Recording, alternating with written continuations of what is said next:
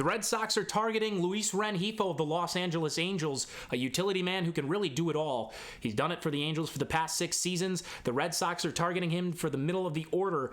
So before we talk about Rengifo and all he could bring to the Red Sox, we're going to talk about his baseball reference page so far this year and his baseball savant. Hello everyone, I'm Evan Sherrard. Thank you for joining me again here on Red Sox Digest, or if it's your first time, welcome.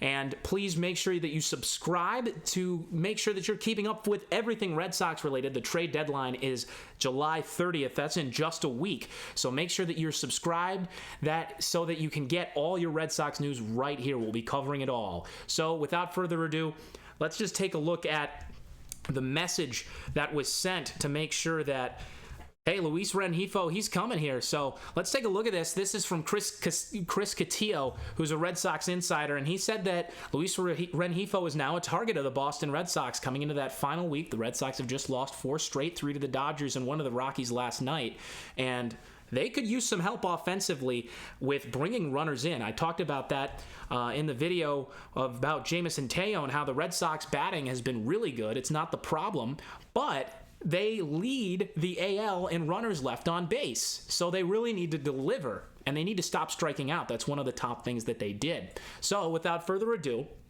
let's get into his baseball reference page.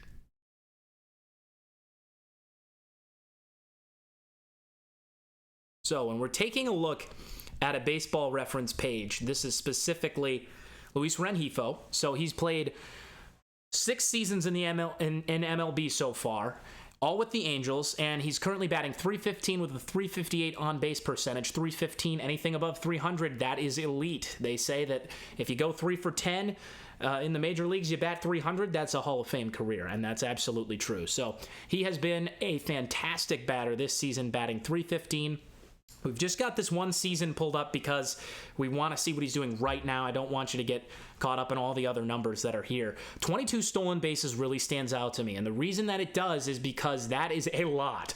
22 stolen bases, that's close to the league lead for stolen bases outside of Elly De La Cruz, who's been robbing bases left and right for the Cincinnati Reds.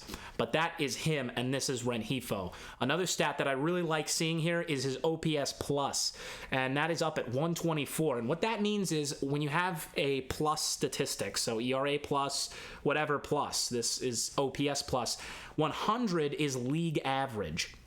Anything above 100 is above average, and anything below 100 is below average. And the higher above 100 or the lower below 100 it is, the better or worse, respectively. So in this case, 124, that's really good. Luis Rengifo has been a great hitter this year in Major League Baseball.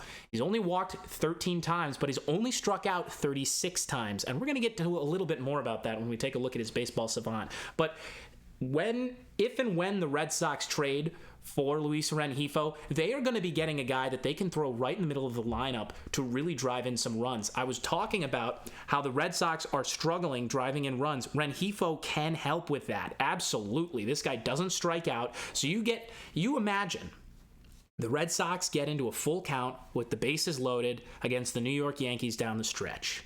And they are 2 games back in the wild card race. Let's say they're 2 games back out of first place, because that is realistic at this point with the Red Sox. Here's the closer for the Yankees in the game to get it done. Rengifo up to bat with 2 strikes, no balls. With the Red Sox right now, that's a strikeout. That's a strikeout. It just is, because the Red Sox have been striking out more than most teams in baseball. And they haven't been able to deliver as well as other teams have when they have runners on base. Granted, the Red Sox are a great offensive team, one of the best in baseball this season. But you need somebody that's not going to strike out and is going to deliver a tough at-bat and make contact in that situation. It's the situation everyone dreams of, and Rengifo delivers in that because he makes contact. And that is something that we're going to get a look at right now as we go into his baseball savant statistics. So now we're going to be taking a look at the baseball savant stuff. Let's get over here to our camera and bring up his savant page really quickly here. That's the tweet, by the way, as we saw earlier, but that is the savant page. And let me break this down for you quickly. So all these numbers you're seeing are percentiles. This is a website presented by Major League Baseball to get fans a better look into how players really are playing based on some advanced analytics. So I'll describe this to you as simply as possible for those that don't understand. The higher, the better. The lower, the worse. Blue is bad. Red is great. And anything in between is in between. So the things that stand out to me here are the K rate, which I was just talking about. 93rd percentile in Major League Baseball. And what that means is Luis Rengifo, like I said, he's not going to strike out a lot. We touched on it. His only 36 strikeouts in over 60 games played this season. That's really good. And the Red Sox have been struggling with striking out. Now, the walk rate, on the other hand, is quite low, but his expected batting average is quite high. It's not quite in the red zone. In the red zone, I really should rephrase this. Red is elite. Blue is bad. Red is elite.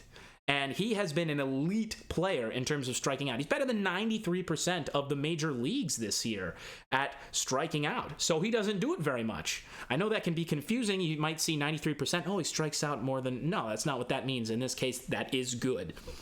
And his whiff rate is in the 66th percentile. So really what that means to me is not just that he is making contact with every pitch, but he's picking his pitches outside of his chase rate relatively well.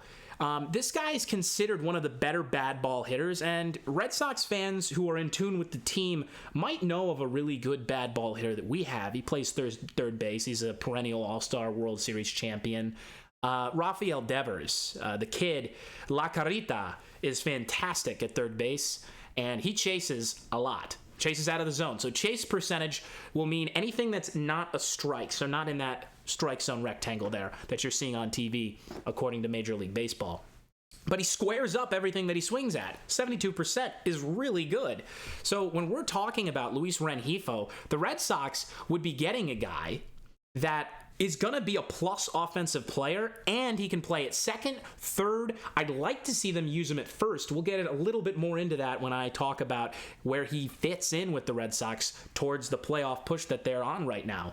But even though he's got a lot of blue here, I'm not concerned with it because barrel percentage means how often is he squaring up the baseball and hitting it as hard as he can. And not everybody needs to do that. Rengifo's not a big guy. He's not going to bring in a lot of home runs. He's only hit 6 this year. He is a base hit guy. He's someone that comes through in the clutch. And that's what the Red Sox need. They have their power from Tyler O'Neill and Rafael Devers in the middle of the order. And Jarren Duran at the top of the order has been on a home run tear as well. That guy's just been on a tear. We'll have to make a whole separate video about him and what he's done differently. But Luis Rengifo, he can absolutely contribute really, really well on this Red Sox team. I think that he is what the Red Sox are missing. They don't need to go out and get a big star. They need a guy who's going to come in, start every day, and make a difference in the middle to the back half of the lineup because they need help bringing guys in when they're on base. And that's what Rengifo does.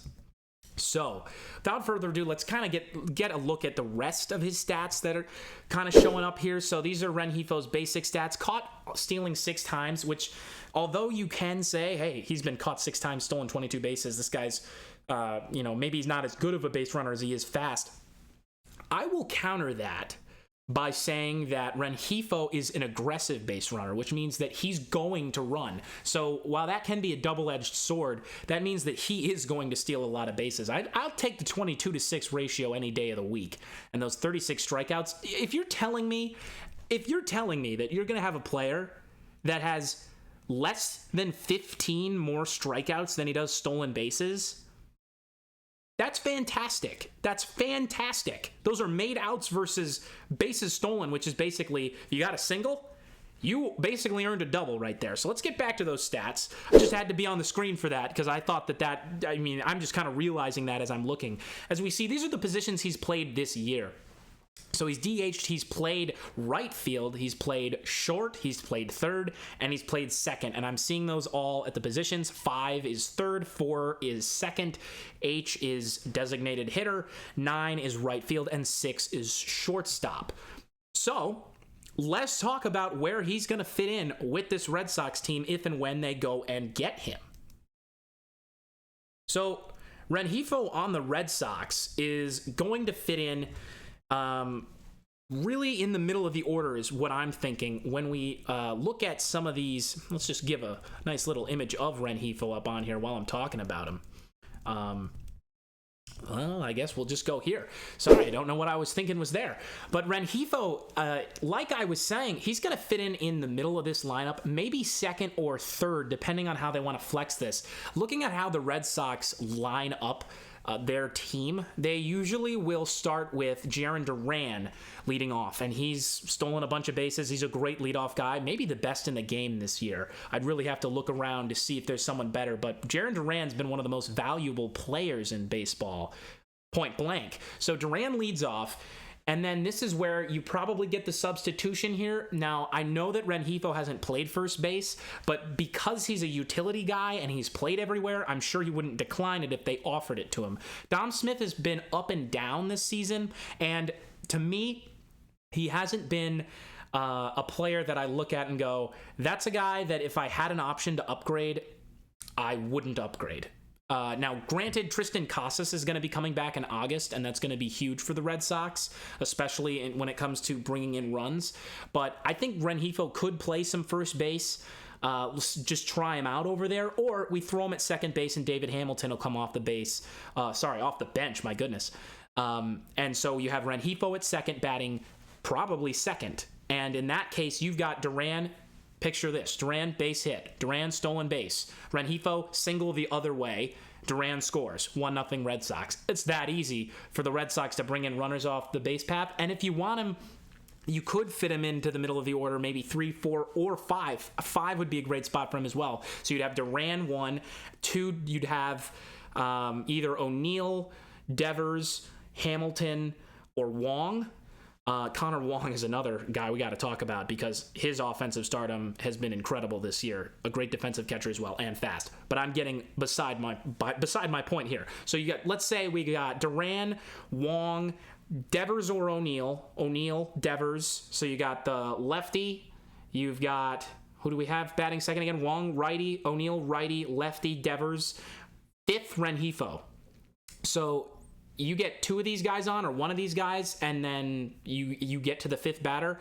You have Rengifo coming up instead of another player who really later in the order you might not want on. And frankly, David Hamilton would be a player who I would love having batting 8th or 9th, but right now he's batting 2nd for the Red Sox, and there's been a lot of movement up at the top of the order for the Red Sox.